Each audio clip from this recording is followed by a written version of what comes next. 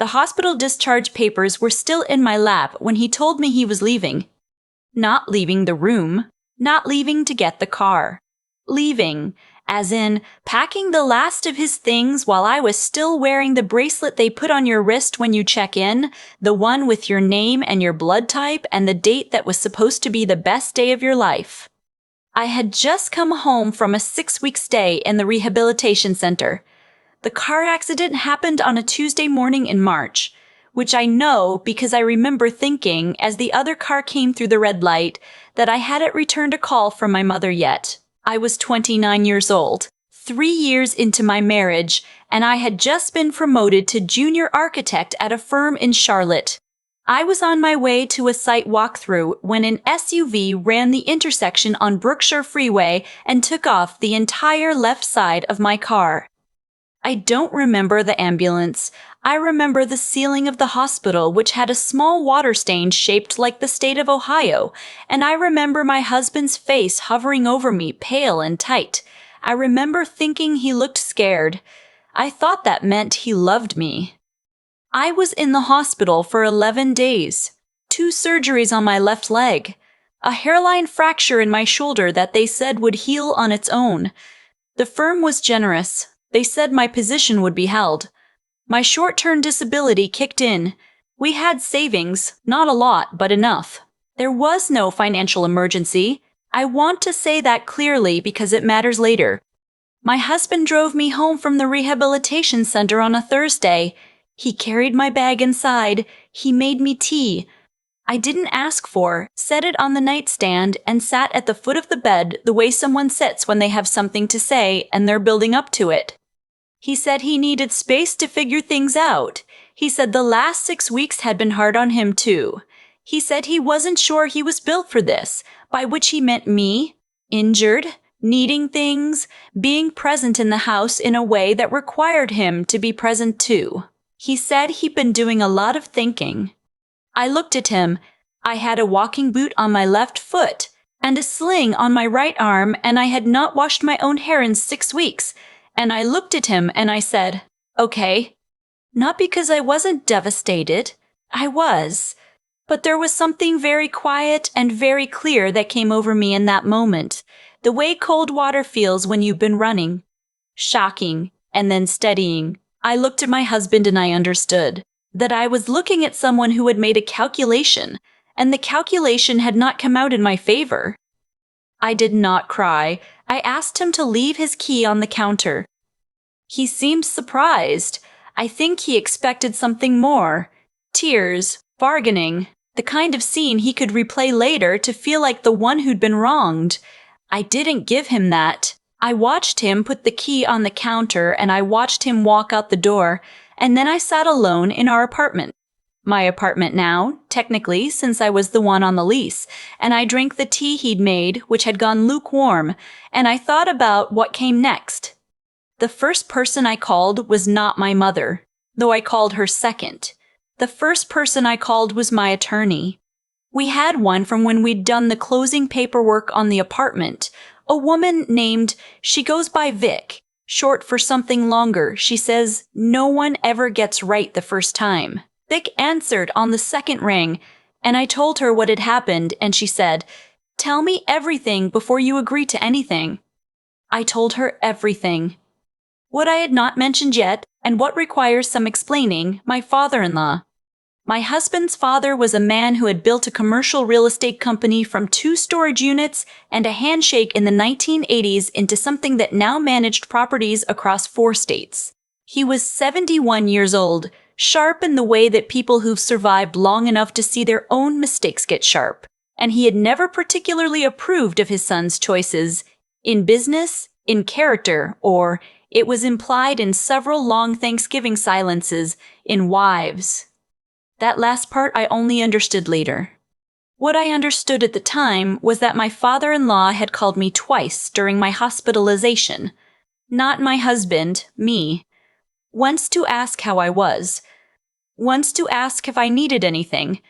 Both times I had said I was fine. Thank you, I appreciate you calling. I was raised to be gracious on the phone even when I was not fine. After my husband left, My father-in-law called a third time. I didn't answer. I wasn't ready to be gracious. He left a voicemail. He said he'd heard what his son had done. He said he was sorry. He said that if I needed anything at all, he hoped I wouldn't hesitate. He said this in the voice of a man who meant what he said, which I had learned to recognize because my husband had not possessed that quality, and it had taken me 3 years to name the difference. I sat with that voicemail for 4 days. On the 5th day, I called him back. I want to be clear about something, because I know what this sounds like. I was not running a scheme. I was not executing a plan. I was a 29-year-old woman with a healing leg fracture and a terminated marriage and 6 weeks of physical therapy still ahead of me, and my father-in-law was one of the only people who would call to check on me without needing something in return. That was the whole of it in the beginning. We talked for 40 minutes. He told me about the company. I told him about the accident, the real version, not the condensed one I gave people who asked out of politeness. He told me that his son had always run from anything that required sustained patience. I told him that was a generous way to put it. He laughed. It was a real laugh, dry and brief, the kind that doesn't ask permission. He asked if I would be willing to have lunch when I was mobile enough. Just to talk. I said yes. That lunch was at a restaurant in Uptown Charlotte, the kind with heavy white tablecloths and a menu that doesn't list prices, which I later learned was simply where he conducted all his meetings, not a power play. He had the salmon. I had pasta because it was easier to eat with one functioning arm. We talked for 2.5 hours. He asked me questions about my work. Real questions, not the polite kind that don't require real answers. He asked what projects I'd been on, what I thought about sustainable design and mixed-use development, whether I thought the city was building toward its population or behind it. I had opinions. I had always had opinions. My husband had found my opinions exhausting. My father-in-law took notes. The second lunch 2 weeks later, he asked if I would be willing to consult, informally, on a mixed-use development his company was proposing in the Noda district. Nothing formal. Just a set of eyes from someone who understood design and wasn't already inside the project. He would compensate me for my time. I said I'd think about it. I thought about it for 1 day, and then I said yes. This is the part I want to explain carefully, because I've turned it over many times. I did not think of it as strategy. I thought of it as survival. I was returning to work part-time. My disability payments would end. My settlement from the accident was still in negotiation, which meant I was not liquid. The consulting work was real work. Work I was qualified to do. Work that kept my mind running when my body was still catching up. The fact that it was for my father-in-law's company, my estranged father-in-law's company, my husband's estranged father, was something I held carefully, like a glass I wasn't sure was stable. But I showed up. I did the work. I gave him a full analysis of the Noda site, the wind patterns, the pedestrian access issues, the way the proposed retail layout was facing the wrong direction for afternoon foot traffic. I gave him a revised concept sketch. He took it to his architect. His architect told him I was right. He called me that evening and said, "You're wasted as a junior anything." I said thank you and tried not to cry, which I managed. Over the following months, I became a regular presence in a way that was gradual enough that I didn't notice it happening until it had already happened. I was at the office twice a week, consulting on 2 more projects. I was invited to the quarterly review meeting as a guest, and then as a participant. I was introduced to his board members as someone whose opinion he trusted, which in that room meant something precise and measurable. My husband knew none of this. My husband had moved to Atlanta, which I knew because his sister mentioned it at a mutual friend's birthday event I nearly didn't attend. He was doing something in sales. She said it in the way people say things they're not supposed to say, like she was testing whether I already knew. I said that was nice and changed the subject. I filed for divorce 8 months after he left. Uncontested. There was very little to divide. He signed without a fight, which told me everything I needed to know about whether he had ever thought we would last. The divorce was final on a Wednesday. I went back to work on Thursday. My father-in-law took me to dinner that Friday, not because of the divorce, I think, but because it was the end of the No Day project and he wanted to market. He ordered a bottle of wine that cost more than my first paycheck and said he wanted to talk about something. He was restructuring. He wanted to bring in someone to oversee design and development strategy across the portfolio. Not a contractor, not a consultant, but someone with a seat at the table. He had talked to his board. He had a title in mind. He wanted to know if I was interested. I set my wine glass down. I said, "You understand what this looks like?" He said, "It looks like I'm hiring the most qualified person I've found in 2 years of looking. What does it look like to you?" I said, "It looks like I married into this." He said, "You didn't marry into anything. My son left you on the day you came home from a rehabilitation center. Whatever you built here, you built while you were still healing. Don't let anyone tell you that doesn't count." I took the position. I want to pause here because the timeline matters. I am telling you this in the order it happened, which is slow and unglamorous, not the version where the clever woman has a master plan and executes it with precision. I was figuring it out as I went. I was also genuinely becoming close to a man who had been written off by his own son, a man who was sharp and difficult and occasionally infuriating and who had more integrity in one conversation than my husband had shown in 3 years of marriage. Whatever the optics were, the relationship was real. 18 months after my divorce was final, my father-in-law had a minor cardiac event. Not a full heart attack. The doctors called it a warning. He spent 3 days in the hospital, came home, and announced he was beginning to think about succession. He called a board meeting. He introduced a transition plan. He introduced me as the person who would step into the strategic leadership role over the next 2 years, with full support from legal and a compensation structure that made my legs go briefly unreliable. That was on a Tuesday. On Friday, my father-in-law received a phone call from his son. I didn't know about the phone call until the following Monday when my father-in-law told me about it himself, the way he told me most things, directly without softening it first. He said his son had heard about the announcement. He said his son wanted to come to Charlotte to talk. He said he had told his son that was his choice to make. I asked what he had said about me. My father-in-law said, "He doesn't know yet. I thought you should know first." He came on a Wednesday. I knew because my father-in-law's assistant told me, not because anyone had specifically alerted me, but because she and I had developed the kind of working relationship where she told me things I needed to know without being asked. I was in the office. I'd been in the office since 7:30, going over revised plans for a development in Concord.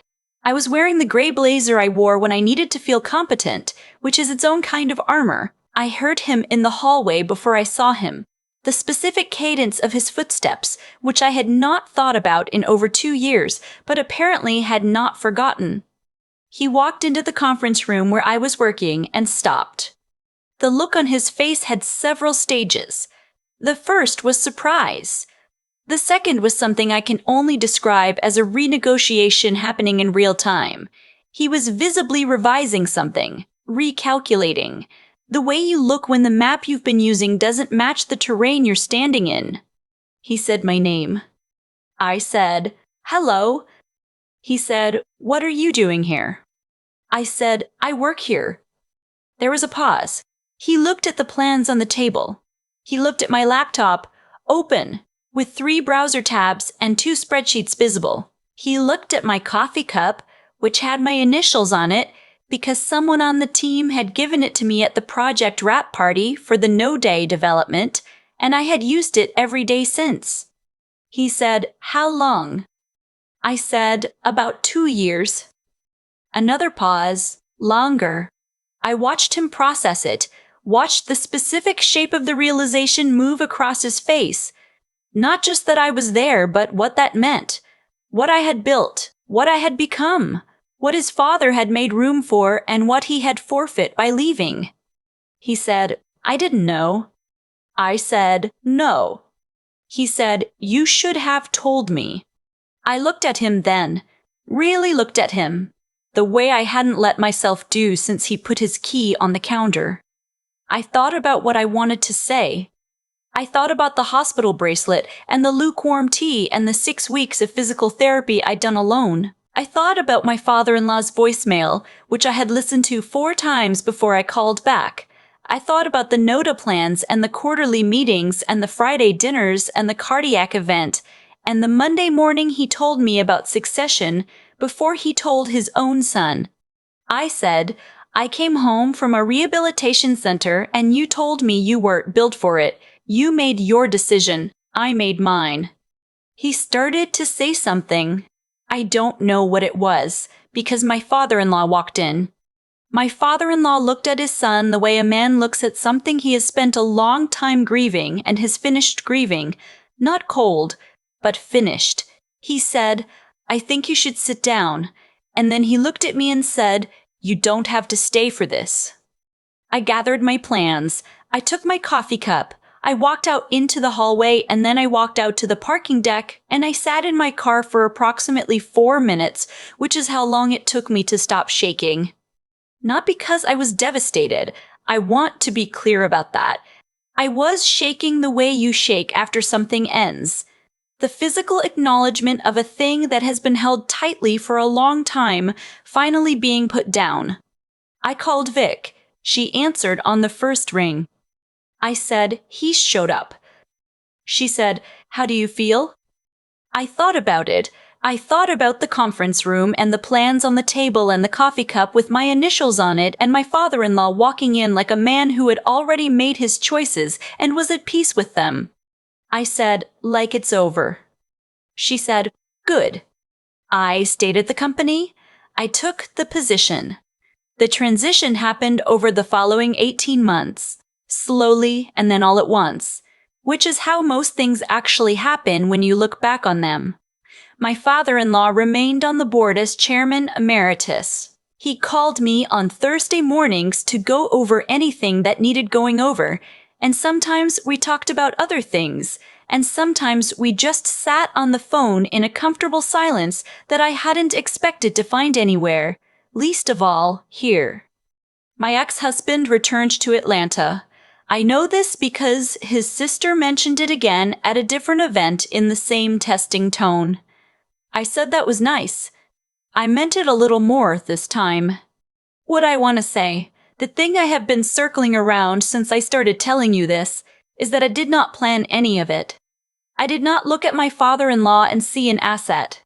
I looked at him and saw a person who showed up, which was something I had needed badly and received rarely. Everything that came after was built on that. The work was real. The relationship was real. The position was real.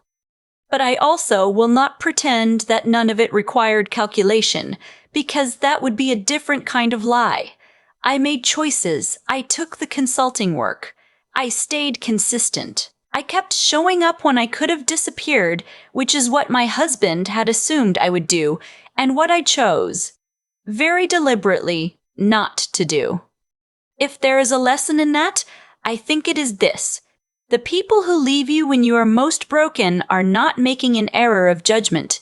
They are showing you exactly who they are. And once you understand that, the only real question is what you are going to build in the space they left behind. I built something I am proud of. That is the whole story. I still think about the look on his face when he walked into that conference room. Not because it felt like winning. I want to be honest about that.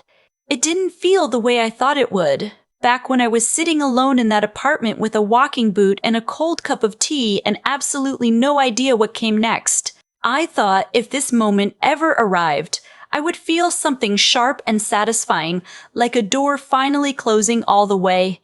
Instead, I felt quiet. The same quiet that came over me the day he left, when something cold and clear settled in and told me to stop waiting for someone to choose me and start choosing myself.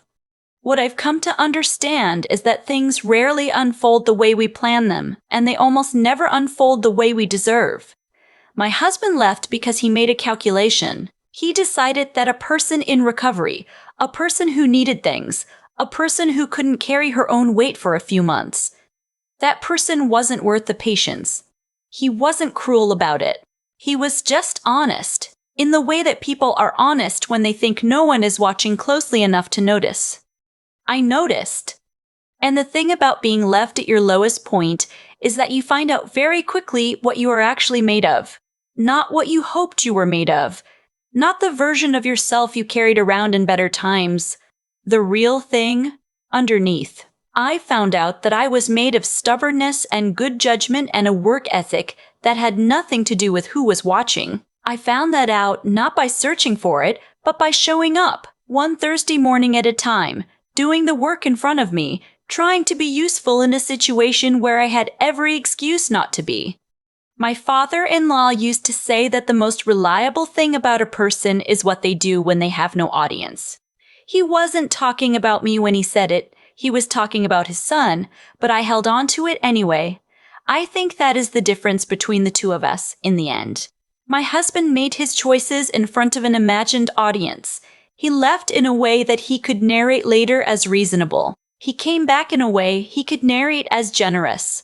But when there was no one watching, when it was just him and a woman who needed 6 more weeks to heal, he picked up and left. I kept showing up. There is a kind of intelligence that has nothing to do with being clever. It is the intelligence of reading a situation honestly and then making the harder choice anyway, of walking into my father-in-law's office and giving a full, careful analysis of a development site, even though I had every reason to be bitter and distracted and half present, of calling my attorney before I signed anything, not because I was scheming, but because I understood that protecting yourself is not the same as being cold, of staying month after month, not because I was building towards something I could see, but because the work itself was worth doing. And the integrity piece, that's the one people want to skip. They want to believe the story ends with the clever woman outmaneuvering the man who wronged her, and that's satisfying. I understand the appeal. But that is not actually what happened. What happened is that I tried, consistently, to be the kind of person my father-in-law could trust, not because of what it might get me, but because I had been trusted, and that mattered to me.